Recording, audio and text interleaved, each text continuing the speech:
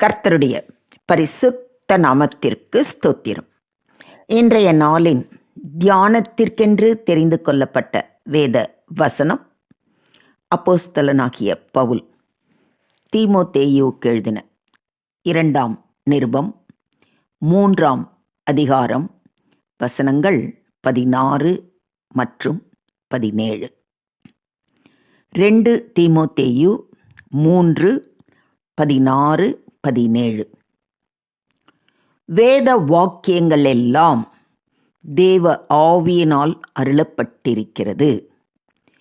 தேவனுடைய மனுஷன் தேறினவனாயும் எந்த நற்கிரியையும் செய்ய தகுதி உள்ளவனாகவும் இருக்கும்படியாக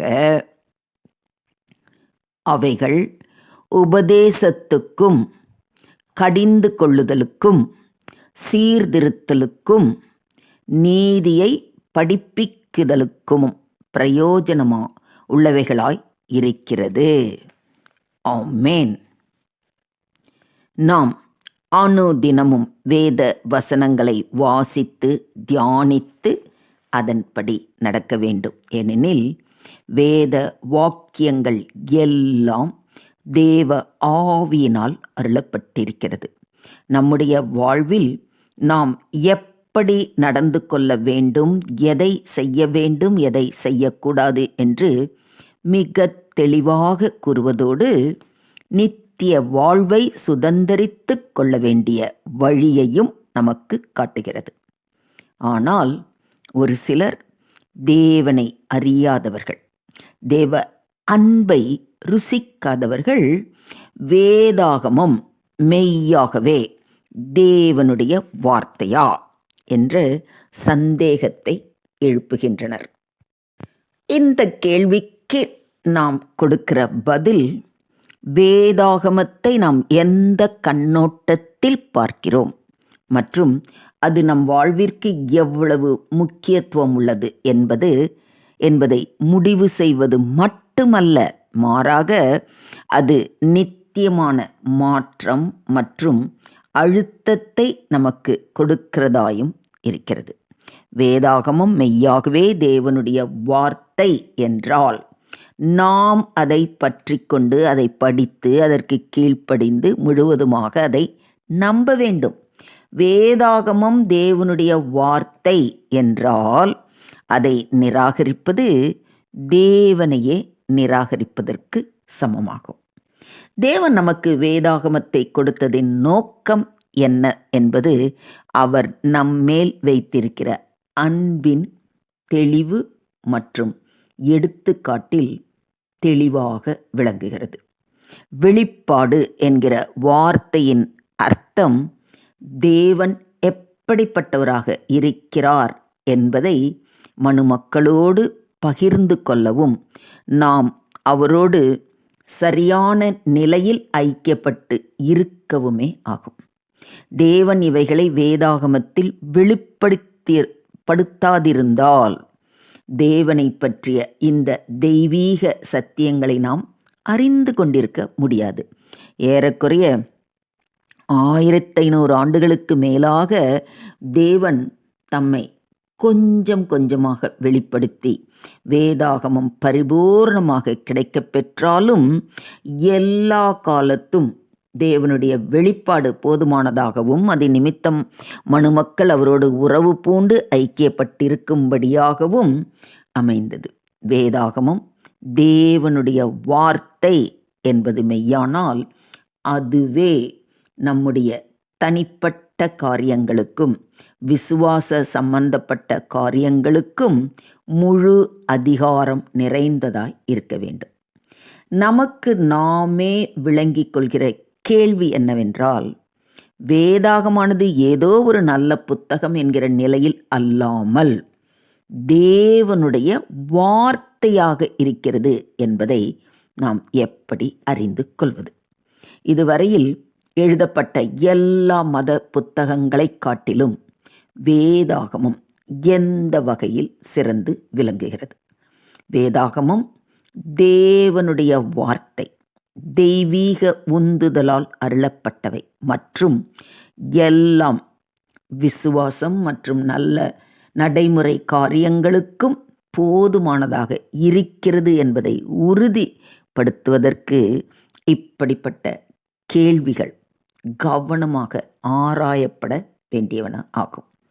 வேதாகமும் தன்னில்தானே தேவனுடைய வார்த்தை என்று அறிவுறுத்துகிறதா என்ற கேள்விக்கு இடமே இல்லாமல் மிக தெளிவாக எடுத்துரைக்கிறது. வேதாகமும் தேவனுடைய வார்த்தை தான் என்பதில் எவ்வித சந்தேகமும் இல்லை. அப்போஸ்தலனாகிய பவுல் தீமோத்தேயுக்குரிய காரியத்தில் மிக தெளிவாக எடுத்துரைக்கிறார். கிறிஸ்து இயேசுவை பற்றும் விசுவாசத்தினாலே உன்னை இரட்சிப்புக்கேற்ற ஞானமுள்ளவனாக்கத்தக்க பரிசுத்த வேத எழுத்துக்களை நீ சிறு வயது முதல் அறிந்தவன் என்றும் உனக்கு தெரியும். வேத வாக்கியங்கள் எல்லாம் தேவ ஆவியினால் அருளப்பட்டிருக்கிறது. அது மாத்திரம் இல்லை, அதன் மூலம்தான் மனுஷனை தேறினவனாகவும் எந்த நற்கிரையை செய்ய தகுதி உள்ளவனாகவும் அதை ஆக்குகிறது. அதோடு அவை உபதேசத்துக்கும் கடிந்து கொள்ளுதலுக்கும் சீர்திருத்தத்துக்கும் நீதியை படிப்பிக்குதலுக்கும் பிரயோஜனம் உள்ளதாய் இருக்கிறது. வேதாகமம் மெய்யாகவே தேவனுடைய வார்த்தை தான் என்பதற்கான உள்ளான மற்றும் புறம்பான ஆதாரங்கள் இருக்கின்றன. உள்ளான ஆதாரங்கள் என்பது வேதாகமம் மெய்யாகவே தேவனுடைய வார்த்தை தான் என்பதற்கு வேதத்தின் உள்ளில் இருக்கிறவைகள் ஆகும். வேதாகமம் மெய்யாகவே தேவனுடைய வார்த்தை தான் என்பதற்கான முதல் உள்ளான ஆதாரம் அதனுடைய ஒற்றுமை. வேதாகமானது தனித்தனி புத்தகங்களாக இருந்தாலும் 3 கண்டங்களில் எழுதப்பட்டிருந்தாலும் 3 வெவ்வேறு மொழிகளில் எழுதப்பட்டிருந்தாலும் 1500க்கும் மேற்பட்ட ஆண்டு கால அளவில் எழுதப்பட்டிருந்தாலும் பல்வேறு பின்னணி மற்றும் கலாச்சாரம் கொண்ட 40க்கும் மேற்பட்ட எழுத்தாளர்களாலே எழுதப்பட்டிருந்தாலும் வேதாகமம் ஒருங்கிணைக்கப்பட்ட ஒரே ஒரு புத்தகமாக ஒன்றுக்கொன்று முரண்படாமல் இருக்கிறது. ஆக தேவனே மனிதர்களை கொண்டு இந்த புத்தகங்களை எழுதினார் என்பதற்கான தெளிவாக இந்த ஒற்றுமை விளக்குகிறது. வேதாகமம் மெய்யாகவே தேவனுடைய வார்த்தை தான் என்பதற்கான அடுத்த உள்ளான ஆதாரம் என்னவென்றால் அவற்றுள் அடங்கி இருக்கிற தீர்க்க தரிசனங்கள் ஆகும். வேதாகமத்தில் எதிர்காலத்தோடு தொடர்பு படுத்தி இஸ்ரவேலர்களை குறித்தும் சில பட்டணங்களை குறித்தும் மனித வர்க்கத்தை குறித்தும் 100கணக்கான தீர்க்க தரிசனங்கள் உள்ளன. மற்ற தீர்க்க தரிசனங்கள் யாவரும் விசுவாசிக்கத்தக்கதான இரட்சகரும் வருகிறவருமாகிய மேசியாவுமானவரை குறித்து கூறுகின்றன. மற்ற வேதங்களில் காணப்படுகிற தெளிவற்ற தீர்க்க தரிசனங்களைப் போன்று அல்லாமல் தெளிவான விவரங்களோடு குறிப்பிடப்பட்டு உள்ளது. இயேசு கிறிஸ்துவை குறித்ததான 300க்கும் அதிகமான தீர்க்க தரிசனங்கள் பழைய ஏற்பாட்டில் குறிப்பிடப்பட்டுள்ளன. அவர் எங்கே பிறப்பார் என்றும் குடும்பம் வம்சவாளி என்பது மட்டுமல்ல, அவர் எப்படி மரிப்பார் மற்றும் உயிரோடு எழுந்திருப்பார் என்றும் குறிப்பிடப்பட்டு உள்ளன. இப்படி நிறைவேறின தீர்க்க தரிசனங்கள் யாவும் எவ்வித தர்க்கத்திற்கும் இடமில்லாமல் வேதாகமம் தேவனுடைய வார்த்தை தான் என்பதற்கு சான்றுகளாக இருக்கின்றன.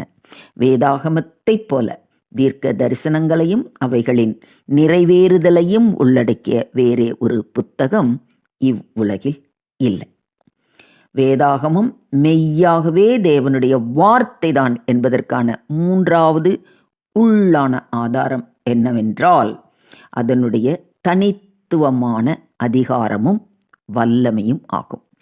இந்த ஆதாரம் மேற்கண்ட 2 ஆதாரங்களைப் போன்று அல்லாமல் அக எண்ணம் சார்ந்தது ஆகும். அதே வேளையில் வேதாகமம் தேவனுடைய வார்த்தை தான் என்கிற விஷயத்தில் எந்த வகையிலும் வல்லமை குன்றியது அல்ல. வேதாகமத்தின் அதிகாரம் இதுவரை எழுதப்பட்ட மற்ற புத்தகங்களிலிருந்து முற்றிலும் மாறுபட்டதாகும். தேவனுடைய வார்த்தையின் அற்புத சக்தியால் எண்ணற்றோர் வாழ்வுகள் மாறியிருக்கிற விதத்தில் இந்த புஸ்தகத்தினுடைய அதிகாரமும் வல்லமையும் சிறந்து விளங்குகின்றது. மயக்க மருந்துக்கு அடிமையானவர்கள் இதனால் குணப்பட்டு இருக்கிறார்கள். ஓரின சேர்க்கையாளர்கள் இதனால் விடுவிக்கப்பட்டு இருக்கிறார்கள். கைவிடப்பட்ட அனாதைகளும் சுற்றித் திரிந்த பரதேசிகளும் இதனால் மாற்றம் அடைந்துள்ளனர். கடினமாக்கப்பட்ட இருதயம் கொண்ட குற்றவாளிகள் இதனால் மாறி இருக்கிறார்கள். பாவிகள் இதனால் கடிந்து கொள்ளப்பட்டு இருக்கிறார்கள். மற்றும் வெறுப்புடன் இருந்தவர்கள் அன்பு காட்டுகிறவர்களாக மாறியிருக்கிறார்கள். வேதாகமும் உண்மையிலேயே தேவனுடைய வார்த்தை என்பதால் மட்டுமே இவை எல்லாம் சாத்தியமானது. மற்றபடி இந்த புத்தகத்திற்கு ஏதோ வல்லமை இருக்கிறது என்று அர்த்தம் அல்ல. இதுவரைக்கும் நம்ம வேதத்தின் உள்ளார்ந்த இதை நம்ம பார்த்தோம், அதாவது ஆதாரங்களை பார்த்தோம். அதே போல புறம்பான ஆதாரங்களும் இருக்கிறது. அதை குறித்து நாளைய தினம் பார்ப்போம். ஏன்னா இந்த வேதம் என்பது தேவனுடைய வார்த்தை தான் என்பதை மெய்ப்பிக்க நாம் தொடர்ந்து நாளையும் சற்று நேரம் தியானிப்போம். அதுவரை தேவன் தாமே நம் ஒவ்வொருவரையும் ஆசீர்வதித்து வழி நடத்துவாராக. தேவனுக்கே மகிமை உண்டாவதாக. ஆமேன், ஆமேன், ஆமேன்.